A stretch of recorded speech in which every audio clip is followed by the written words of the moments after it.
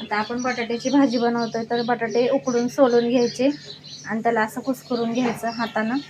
तर फोडणीमध्ये बघा, आपण कढईमध्ये तेल तापायला ठेवलं, जिरं मोहरी फोडणीला टाकली, आलं लसूण टेचून टाकलं. आल्याची साल काढायची आणि लसूण आणि आलं टेचून टाकायचं. जिरं मोहरी आलं लसूण कढीपत्ता टाकायचा आणि त्याच्यानंतर मिरची टाकायची. 2 लांब लांब चिरलेले कांदे ते टाकायचे आणि ते परतून घ्यायचं. ते परतल्यानंतर हळद टाकायची, 1 ग्लासभर पाणी टाकायचं, शिजून द्यायचं. कोथिंबीर टाकायची, मीठ टाकायचं आणि हे असं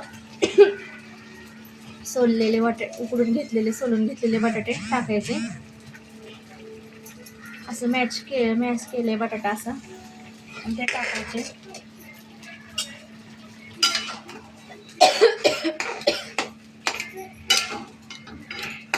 बटाटा असं चेंगरून घ्यायचा आणि तो बटाटा त्यात टाकायचा आणि हलवायचं, परतून घ्यायचं. ते सगळं एकजीव होईपर्यंत, म्हणजे सगळा मसाला आणि बटाटा एकत्र होईपर्यंत हलवायचं. चांगलं 5 मिनटं हलवत राहायचं. चिमट्याने धरा की.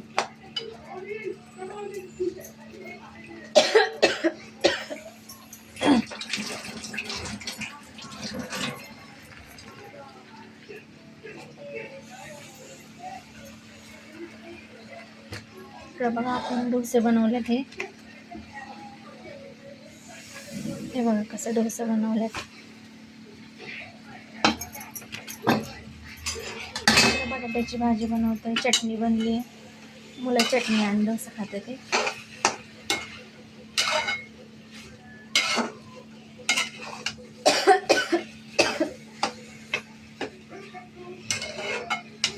अशा प्रकारे आम्ही बटाटा बनवलाय.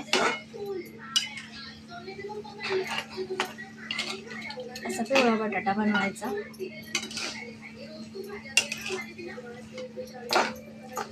तुम्ही कशा प्रकारे बटाटा बनवता ते पण आम्हाला सांगा.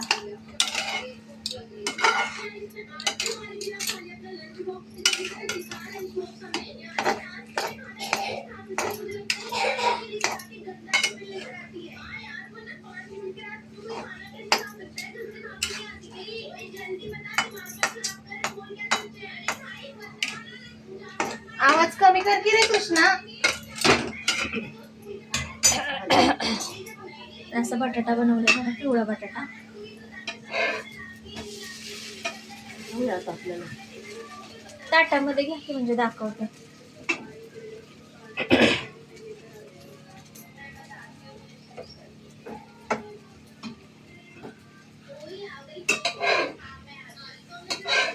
आम्ही आज नाश्त्याला रविवारचं जे बनवले, डोसा, बटाट्याची भाजी आणि चटणी. एवढे डोसे बनवले.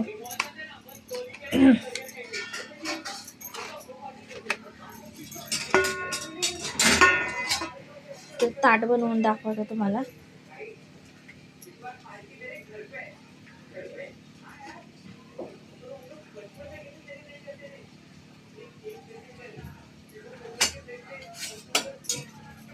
डोसा आणि बटाट्याची भाजी तेच चांगलं लागतं खरं तर.